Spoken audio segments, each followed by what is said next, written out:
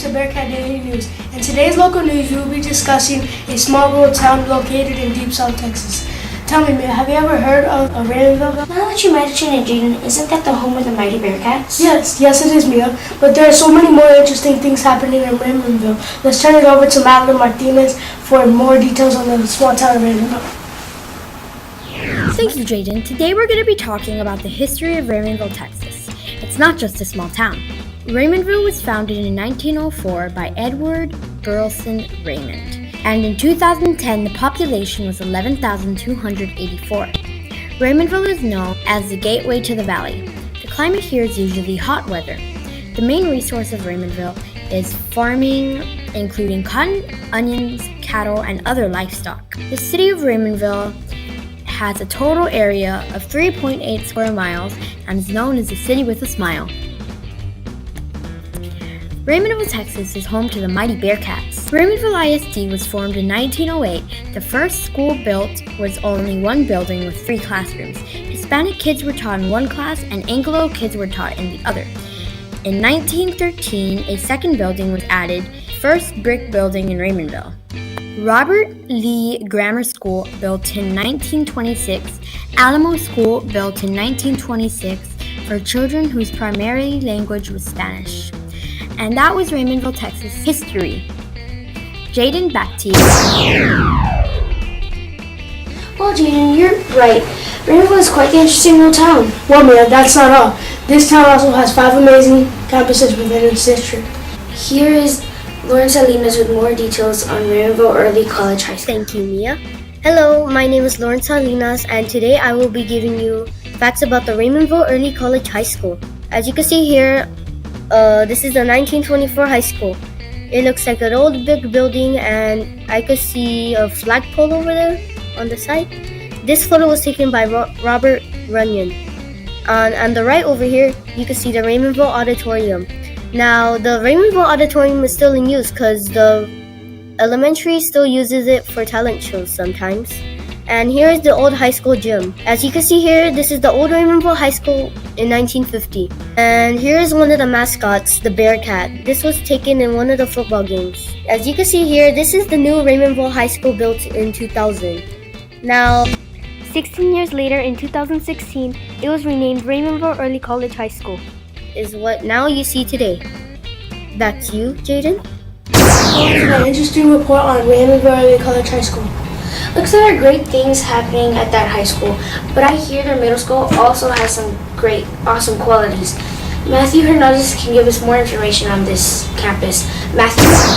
Hello, my name is Matthew Hernandez, and this is the Mighty Middle School. The first junior high was built in 1939. However, in 1979, that building burned down, and the students were moved to the 1924 high school building. The National Guard Army building was later purchased to provide additional room for the campus. There are 2 Mighty Middle Schools. The first is no longer in business. The top picture is the junior high in 1979, and the lower picture is the middle school in 1924. In 1959, a new middle school named Maya Green was built on 500 East Rodriguez. In 2010, a new state-of-the-art middle was built. The school was built on a 23.5-acre site north of Burns Stadium and replaces the previous school of the same name, which is nearly 50 years old. The campus is honored in the name of Mrs. Mygreen, who taught for many years. There's another great school in Raymondville, Texas. I'm talking about ROA, which stands for Raymondville Options Academic Academy. This is an alternative school that helps students to obtain their high school diploma. Let's move on to the elementary campuses. Raymondville is home to 2 elementary schools. Here is Desiree with the details on the Elsa Smith Elementary. Thank you, Jaden. Hi, my name is Elsa Smith. Today I'm going to be giving you a little interesting history on the Elsa Smith. In 1952, a Northward Elementary was built to replace the old Harlingen Air Base building. It was later renamed Elsie Pop Smith Elementary. Pop had been a teacher and a coach in the high school prior to being principal of the Elsie Smith campus. So this is a picture of a class taken many years ago at the Elsie Smith campus. This is the new Elsie Smith Elementary. It is located in 700 North 1st Street. That was remodeled as a part of the 2000 Raymondville School expansion program. These are the activities that the Elsa Smith Elementary students participate in. Back to you. This seems to be a great place to learn. But if I'm not mistaken, Jaden, isn't there another elementary in Pitman? Yes, Mia, we have saved the best for last. Pittman Elementary is a 6-star academically recognized 2 years in a row. Here is Ace Castaneda with more fascinating details on Pittman Elementary. Thank you, Jaden. Hi, my name is Ace Castaneda, and I will be presenting Pittman Elementary facts. The original Pittman Elementary building was built in 1946, over 50 years ago. Pittman Elementary was named after a woman named Mrs. Addie Pittman. Miss Addie Pittman worked in the Raymondville Elementary School District from 1926 to 1944. Again, 2 years before the Pittman building was actually created. But Pittman was named after Mrs. Addie Pittman, as you can tell from the two names. In 2000, the building was abandoned when the new campus was built. That name, Pittman Elementary, was still kept with the construction of the new school.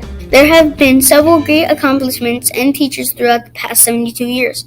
Recent awards have included 6-star distinctions in the 2016 and 2017 and 2017-2018 star. That is it for all of the Pittman Elementary facts. Thank you, Jaden. Back to you.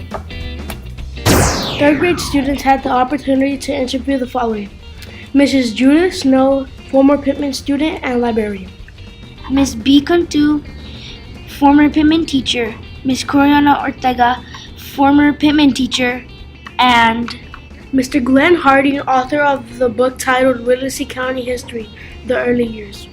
here are some interesting facts about the history of Pitman Elementary. Were you a teacher at Pittman Elementary? 90s, What grade did you teach? kindergarten.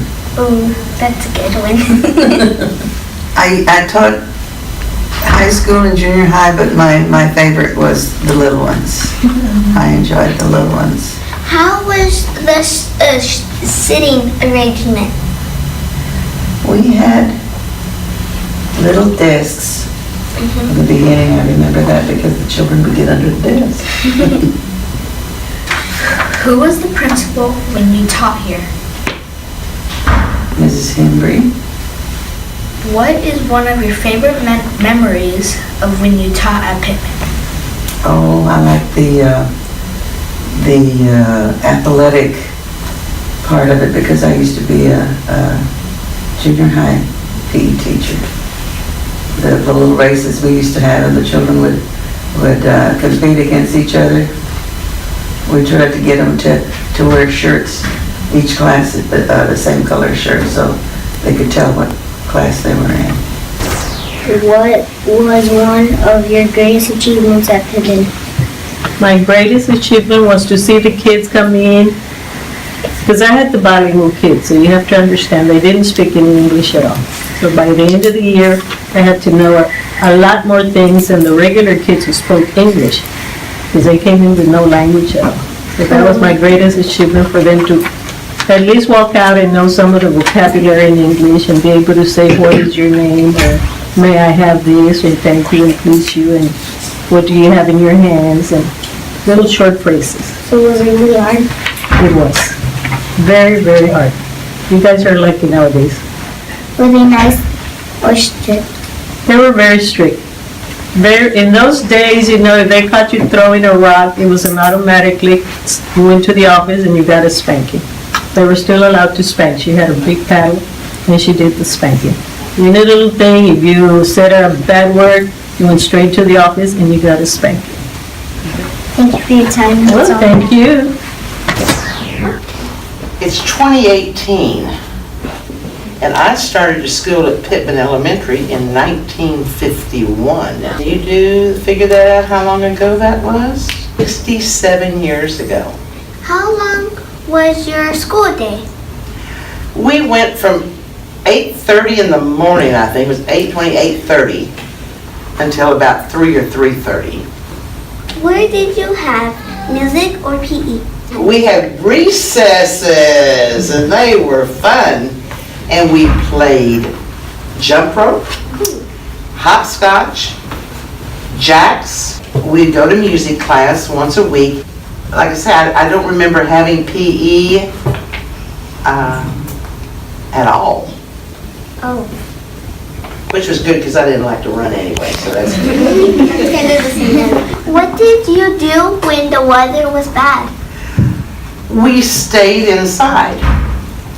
Back then, we weren't allowed to wear long pants. We had to wear a dress, and if it was cold, we wore our slacks under our dresses. What was the cafeteria food like? Oh, was it good? It was excellent. We had all homemade food and it was good. There was no free lunch back when I was going to school. So we had to pay for our lunch or you brought your lunch to school. Great, that's all my questions I have. Well, thank you. I certainly enjoyed it. You did such a great job. Thank you. You did too. Thank you so much. All the school buildings, yeah, were here. And then I enumerated where they changed off the campus and moved to different places. And this picture that I brought you is a picture of the first big school building that was built on this campus. It was torn down to build two other buildings that I referred to. And my mother, and in the picture below, the lady in the back row with the pretty black hair, that's my mother, Nola Martin. Martin was her maiden name.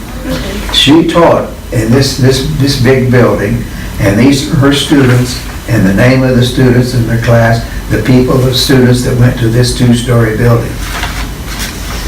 And in my graduating class, there were 45 students, and we were graduated and given our diploma we walked across the stage of the museum here.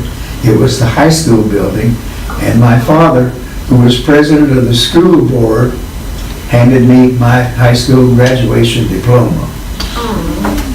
The song that was honoring ourselves here in the valley, and it goes, for we love our valley home, way down up on the Rio Grande, land of yours and land of mine, land of the poppies and the bright sunshine. There we live in paradise, where roses bloom on every bush. For we love our valley home, way down up on the Rio Grande. So Pittman was named after Miss Addie Pittman, who was a principal and teacher for 19 years. Wow, she must have been one amazing educator to have a campus named after her. Yes, Mia. Today on November 7th, we will be honoring all her great services and rededication and mounting of her poetry in the campus entrance. Well, everyone should be informed of this amazing educator whose love for learning helped make this campus the success it is today. That's all for today's Daily News. And here from Bearcat Daily News and Pittman Elementary, we would like to say, it all starts here!